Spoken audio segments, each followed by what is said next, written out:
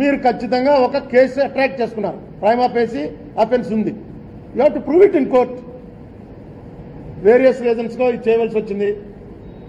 మాకు అప్పుడు తెలియదనో ఇంకోటనో ignorance of law may not be an excuse. But cyber laws తెలియదు కాబట్టి చాలా మందికి ఏదైనా ఇది పద్ధతి మాత్రం కాదు. అది నా ఉద్దేశం. ఇంకా పార్లమెంట్ అసెంబ్లీ మనకు కలిసి వస్తున్నాయి. పార్లమెంట్కి సంబంధించింది అయితే నాకు 3 రోజుల క్రితం వాషింగ్టన్ పోస్ట్లో ఒక ఐటమ్ ఎవడో అమెరికా నుంచి పంపించాడు. ఏంట్రా అంటే మనకి ఇక్కడెక్కడ పేపర్లో రాలా. గత 40 ఏళ్లలో భారతదేశంలో అన్ఎంప్లాయ్మెంట్ గ్రోత్ అనేది ఇంత దారుణంగా ఎప్పుడూ పెరగలేదు. 40 ఏళ్లలో 71, 72లో ఒకసారి అయిందిట. 6.1% పెరిగిందని.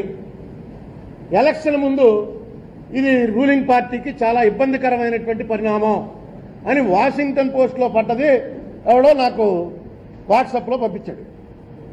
పంపిస్తే వాషింగ్టన్ పోస్ట్లో పడ్డది మన ఇండియాలో ఏ పేపర్లో పడలేదు ఏంటని నేను అసలు దీనికి సంబంధించినటువంటి నేషనల్ శాంపిల్ సర్వే ఆఫీస్ అని ఒకటి ఉంటుంది గవర్నమెంట్ ఆఫ్ ఇండియాది, ministry of statistics and programme ఇంప్లిమెంటేషన్ది. ఆ వెబ్సైట్లోకి వెళ్ళాను. వెళ్తే దాంట్లో క్లియర్గా ఏమనుందంటే unemployment rate hit 4 decade high 6.1% in 2017-18. కేంద్ర ప్రభుత్వం చెప్తున్నటువంటి మాటలకి వాళ్ళ ప్రభుత్వ వెబ్సైట్లో పెట్టినటువంటి వాటికి ఎంత తేడా ఉందో చూడండి. ఈవేళే కాంగ్రెస్ పార్టీ స్పోక్స్మెన్ అన్ని పేపర్లో వచ్చింది.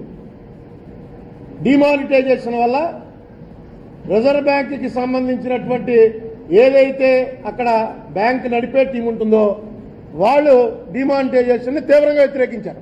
On record right to information కింద వచ్చిందిట ఇన్ఫర్మేషన్. ఎట్టి పరిస్థితుల్లో ఇది కరెక్ట్ కాదు, ఇది చేయొద్దు అని వాళ్ళు చెప్పినా సరే మోడీ గారు నిర్ణయం తీసుకుని అది చేశారు.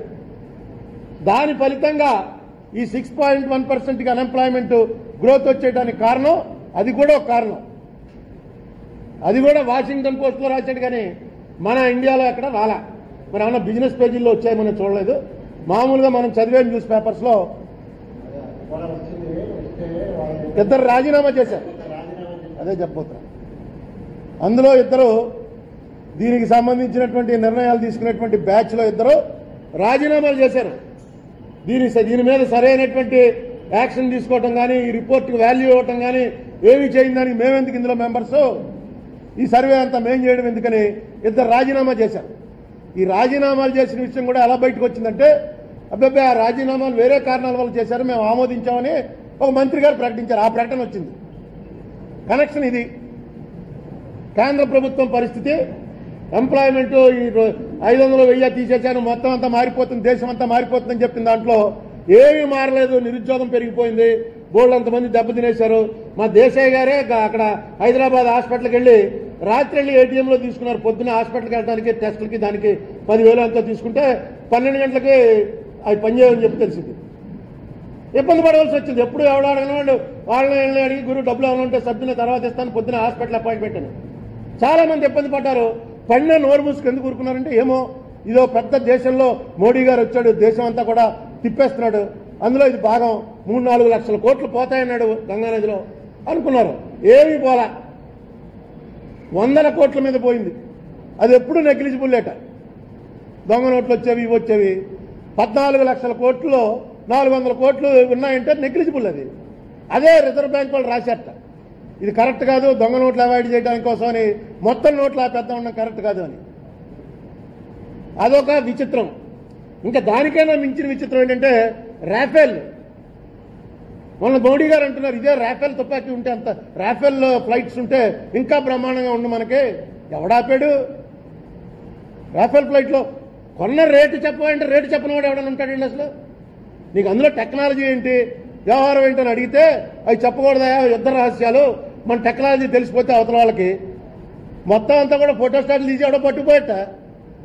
నిన్న కోర్టులో చెప్తున్నారు ఫోటోస్టాట్ ఎవడో అటెండర్ గారికి 500 ఇస్తే తీసి మొత్తం ఇచ్చేశాడు. హిందూ వాడి మీద కేసేడతారట. ఇవి అసలు ఈ దేశంలో యాక్ట్లు ఉన్నాయా? ఇంకా జర్నలిస్ట్ అనేవాడు కూడా నిజం కోసం కన్నంలోంచి చూడటం తప్పని చెప్పి చూసింది రాసినా అతని మీద కేసెట్టే పరిస్థితి వస్తే మీ పనే అది రంధ్రాన్వేషణ. మీరు రంధ్రాన్వేషణ చేయడం ద్వారా వేరే ఏదైనా మోటివ్తో చేస్తే అది ఐపీసీ అట్రాక్ట్ అవుతుంది. కానీ as a press man public interest కోసం నేను ఏం చేస్తున్నాను అన్నది మీరు నా వెనకాల ఫాలో అయ్యారనుకోండి, అది తప్పేలా అవుతుంది. నేను తప్పు చేసినట్టు ప్రూవ్ అయ్యాక. నేనేమి తప్పు చేయకపోతే అప్పుడు నేను అనొచ్చు, ఏమైనా వెనకాల 4 రోజుల నుంచి వెనకాల తిరుగుతున్నావు ఏంటని. నేను చేసిన అన్ని తప్పులు నువ్వు పేపర్లో రాస్తున్నావు. అసలు చెప్పం ఇది సీక్రెట్ అనేది ఏంటో నాకు అర్థం అవట్లే. బాఫోర్స్ గన్ను తీసుకొచ్చి షామియానా వేసి అందరినీ కూర్చోబెట్టి గాలిలో కాల్చి చూపించారు. ఎంత వెళ్తుంది, ఎంత బయటికి వెళ్తుంది. ఆవేళ అడిగింది వీళ్ళ పార్టీయే కదా. ఈవేళ ఆ రహస్యాలు ఏమి అడగట్లా. మీరు 10 రూపాయలకి కాంగ్రెస్ వాళ్ళు కొన్నదాన్ని 20 రూపాయలు రేటు పెంచి ఎందుకు కొంటున్నారు, కారణం చెప్పండి అని అడిగారు. అసలు చెప్పరట. అది రహస్యం కాబట్టి మేము చెప్పం. ఎక్కడయ్యా రహస్యం, ఎక్కడుంది రహస్యం అంటే ఆ అమ్మేవాడు ర్యాఫెల్ అమ్మేవాడికి ఈ కొనుక్కునేవాడు రాసుకున్నారట. ఇది రహస్యం, బయటికి చెప్పమని. ఎక్కడైనా విన్నామా మనం? కోర్టు ముందు అదే మాట చెప్తారు. ఏమన్నా అంటే మోడీ గారు మా అమ్మ ఏమో ఇప్పుడు కూడా ఇలాగ బొగ్గులు పోయి ఊదుకుంటూ ఉంటుంది, మా తమ్ముడేమో ఆటో తొక్కుతూ ఉంటాడు. ఇవన్నీ నిజమే. నిన్నెవరో కూడా నువ్వు తీసుకెళ్ళి నీ కుటుంబానికి ఇచ్చావని అంటలా.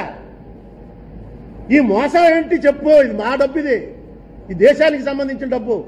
నువ్వు తినవు కాబట్టి ఇంకెవరిని ప్రశ్నించడం అంటే కుదరదు. మన్మోహన్ సింగ్ తిన్నాడా? మన్మోహన్ సింగ్ కన్నా ఆనేస్తా వీళ్ళు. అంతే. ఎవరు గవర్నమెంట్లో నువ్వు నేను మంచివాడిని కాబట్టి నా ప్రభుత్వం అంతా మంచిది కుదరదు. ఇలాంటివి నువ్వు క్లియర్గా చెప్పాలి. చెప్పమంటూ ఈ దేశంలో మొట్టమొదటిసారిగా పార్లమెంట్కి కానీ కోర్టుకు కానీ ఎవరికి మేము చెప్పాల్సిన పని లేదు. మేము నీతిమంతులం, మేమేం చేస్తే అదే కరెక్టు అనేటువంటి ప్రభుత్వం వచ్చింది. ఇది కూడా ఎందుకంటే పార్లమెంట్ ఎలక్షన్ కూడా కలిసి వస్తుంది. మనకి ఇక్కడ బీజేపీ లేకపోయినా బీజేపీ గవర్నమెంట్కి సపోర్ట్ చేసేటువంటి ఏ పార్టీ వాళ్ళన్నా ఇది కూడా గుర్తుపెట్టుకోవాలి. రేపు పట్టుకెళ్ళి మేము బీజేపీని నిలబెడతాం అనుకున్న వాళ్ళు ఇంకేమీ చెప్పరు. అంతే, క్లోజ్. ఎందుకంటే మేము నీతిమంతులం, మాకు ఎవరికి చెప్పాల్సిన పని లేదు. ఇది ఎంత మటుకు సమంజసం కూడా ఆలోచన చేసుకోవాలి. ఇంకా పోలవరం విషయం, జూన్లో నీరు ఏదైతే ఇస్తామన్నారో అది జరిగే పని కాదు.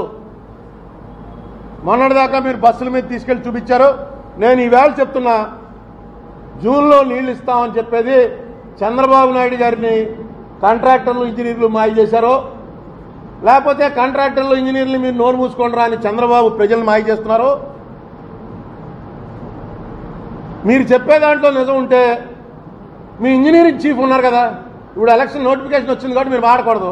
ఆయనకి చెప్పాలండి జూన్లో నీళ్లు ఇస్తామని. నీళ్లు ఇస్తామని చెప్పక్కల, జూన్లో నీళ్లు ఇవ్వడానికి అవకాశాలు ఉన్నాయని చెప్పానండి.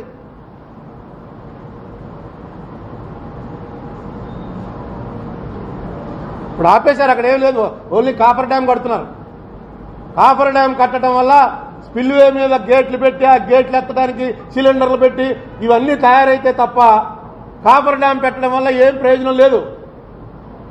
రైట్ కెనాల్లో గ్రావిటీ మీద పారించడం అనేది ఇంపాసిబుల్.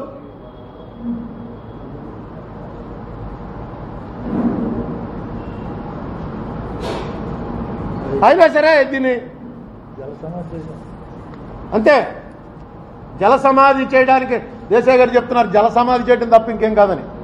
మాకు రోజు అక్కడి నుంచి ఫోటోలు వస్తున్నాయి, రోజు అక్కడి నుంచి ఇన్ఫర్మేషన్ వస్తుంది. పంపించేది ఎవరో లేమెన్ కాదు, పొలిటీషియన్స్ కాదు, జర్నలిస్టులు కాదు, అక్కడ పనిచేస్తున్న ఇంజనీర్లు. ఏంటంటే బాబు ఇంత దారుణం జరిగిపోతుందండి. ఇది పోలవరం కథ.